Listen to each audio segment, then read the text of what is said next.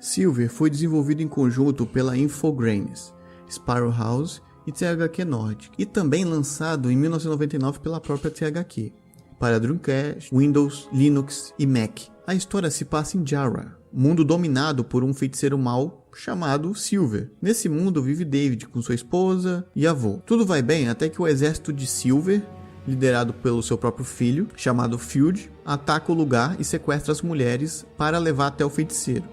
Daí o jogo começa e você tem que salvar as mulheres, incluindo a esposa de David. Antes de continuar, é preciso ter em mente a época em que o jogo foi lançado. Como já disse, Silver foi lançado em 1999.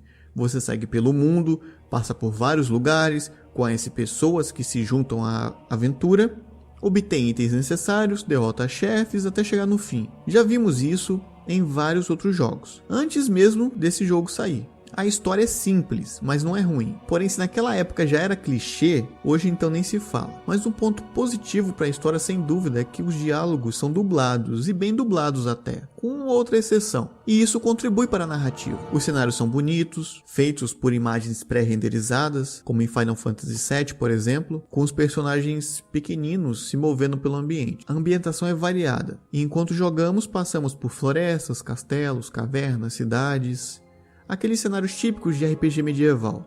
E ao interagir com determinados objetos ou mecanismos no cenário, as animações também são pré-renderizadas, como vocês podem ver. E em outros jogos, objetos pequenos eram renderizados em tempo real. A forma como esse jogo faz é legal, por deixar o visual do cenário mais natural, não deixando claro que aquela parte ou objeto não fazem parte do cenário.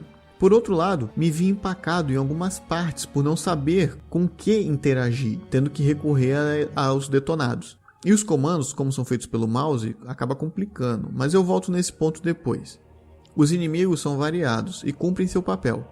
Além dos humanos, temos esqueletos, trolls, dragões, demônios, duendes, golems, entre outros. Para conseguir derrotar Silver, é necessário obter 8 orbes, que concedem poderes específicos e que juntas podem derrotar o feiticeiro.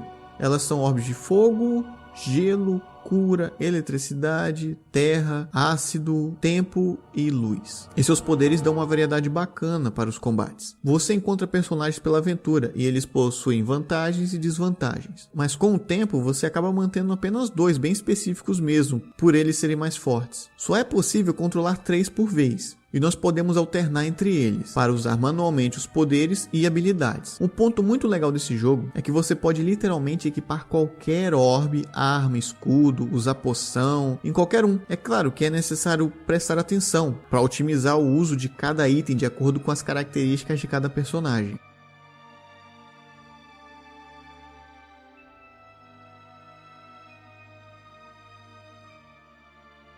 Agora, eu vou focar nas críticas, mas isso é minha opinião baseada na experiência que tive jogando no PC. Se lembra que eu falei do uso do mouse? Então, o combate baseado em movimentos do mouse é uma boa ideia, mas na prática é confuso. Acabei me acostumando, mas não foi agradável.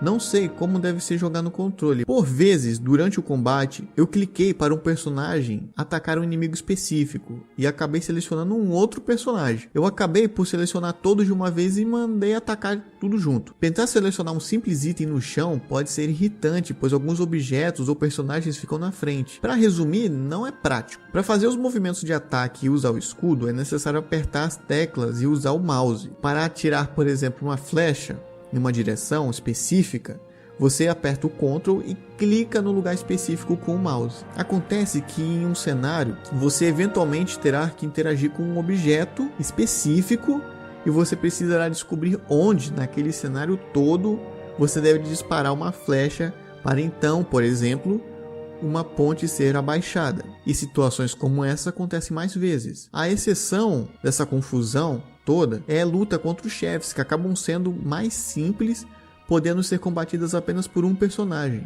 o David. E devo dizer que nessas horas é divertido.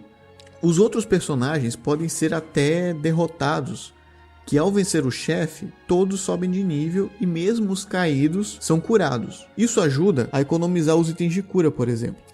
E é somente nesses momentos que você sobe de nível, não adiantando tentar fazer grind. Apesar de que em pouquíssimos lugares, toda vez que você passa por ali, aparecem inimigos novamente. Mas basicamente é só para pegar algum loot, porque para XP, para experiência, acaba sendo inútil.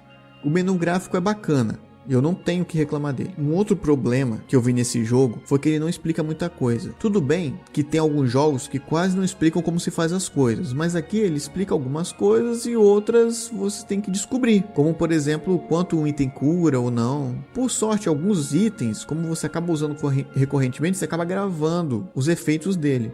Mas por ser um jogo onde praticamente tudo é limitado, gastar as coisas testando não parece ser uma boa ideia.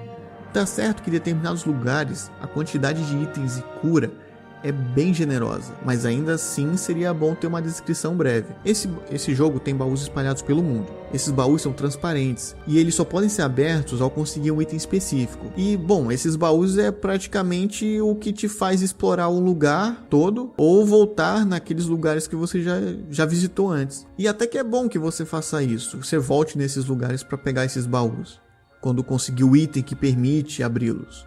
Porque muitos desses baús têm itens ou que são úteis para a aventura ou que realmente são necessários para a aventura. Mas no geral, a exploração não é encorajada. Então você não tem o que fazer, você não precisa explorar. Silver é basicamente um jogo de aventura que é, com algumas exceções, bem linear, tem elementos de RPG e um toque de estratégia. O jogo ele é legal, ainda mais em promoção, que eu acho que é o que deixa ainda mais interessante. A questão é, se vale a pena jogar quando se tem outros jogos melhores aí no mercado. E não digo apenas pela evolução tecnológica, pois mesmo na época já haviam jogos melhores que esse. Durante minha pesquisa, vi muita gente falando que ama esse jogo. E eu entendo o motivo, ainda mais se for por questões nostálgicas mesmo.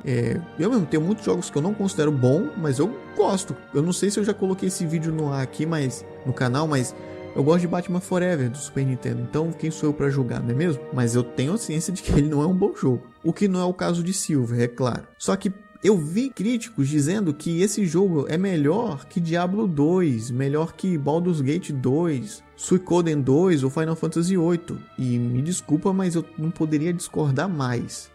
Como eu disse, esse jogo é bacana, mas não é melhor em nenhum aspecto que esses outros citados. Há mistura de elementos que foram colocados de forma funcional, mas nada além disso. O que eu posso dizer para você que talvez tenha se interessado pelo jogo é: fique ciente das limitações desse jogo se você quiser dar uma chance a ele. Pode ser que para você esse jogo seja até melhor do que foi para mim. Até porque ele tem legendas em português, vejam só, o que ajuda a compreender melhor a história. Isso sem dúvida é um ponto positivo para o jogo. Então tenha em mente de que esse jogo é antigo e apesar de ele não ser um jogo ruim, ele é raso em todos os aspectos. Obrigado por assistir e até mais.